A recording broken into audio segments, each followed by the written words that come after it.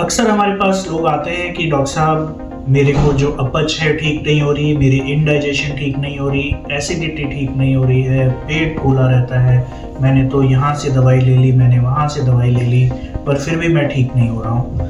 नमस्कार, मैं डॉक्टर नीरज गोयल हूँ, मैं गैस्ट्रो सर्जन हूँ, Delhi institute gastro sciences, Adarsh Nagar, Delhi से। आज के वीडियो में मैं आपसे यही बात करने आ रहा हूँ, यही समझाने की कोशिश करूँगा कि हम ऐसा क्या करें कि मेरे को ये पेट की सारी समस्याएं ठीक हो जाए। तो कुल मिलाकर मैं अगर आपको पहले ही शुरुआत में बोलूं तो ये करना बहुत सरल भी है और करना बहुत कठिन भी है, क्योंकि इसमें मेरे को अपने आप को बदलना है। आप अपने डॉक्टर से मिले हैं, डॉक्टर एक्स से मिले हैं, डॉक्टर ए से मिले हैं, उन्होंने अपनी दवाइयाँ लिखी हैं, आपने दवाई ली तो आप ठीक हो गए। पर ऐसा हुआ क्या कि भाई मैं फिर से उसी जगह पर पहुंच गया।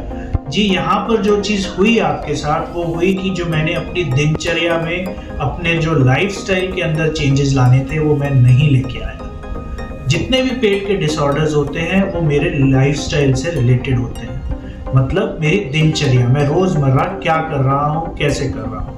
तो हम अगर इसको धीरे धीरे करके समझने की कोशिश करें तो सबसे पहली चीज़ जो यहाँ पर आएगी कि मैं क्या खा पी रहा हूँ। आपके जितने भी पेट के विकार हैं उसके अंदर आपकी कुछ चीज़ें उसको इंक्रीज कर देती हैं, जैसे कि स्मोकिंग, धूम्रपान, जैसे अल्कोहल मतलब शराब, मदिरापान।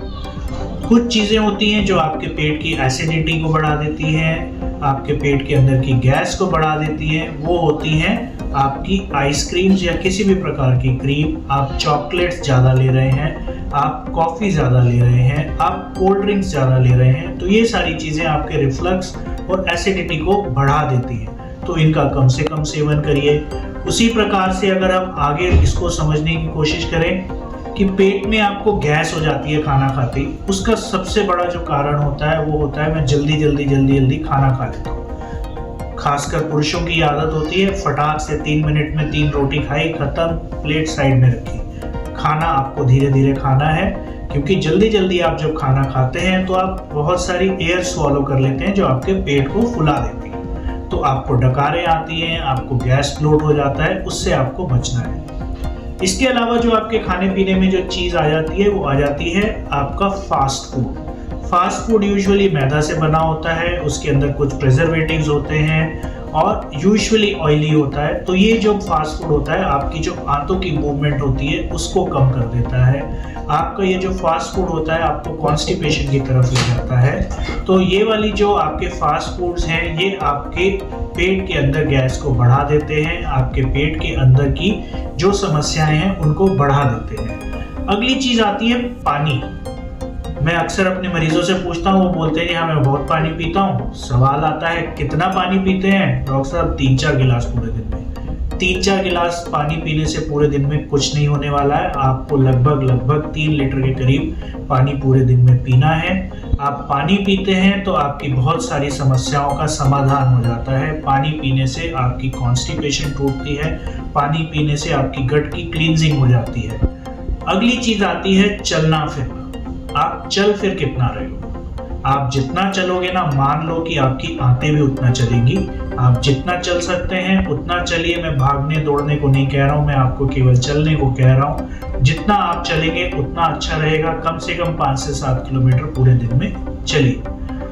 आखिरी चीज़ या सेकेंड लास्ट चीज़ मैं बोलूँ तो वो सबसे इंपॉर्टेंट आ जाती है कि भाई मेरे को समय पे खाना खाना है। आजकल के बच्चों में हम देख रहे हैं ब्रेकफास्ट किया 10 बजे, लंच किया 12 बजे, उसके बाद डिनर किया रात को 2 बजे और बीच में कुछ मंचिंग कर ली।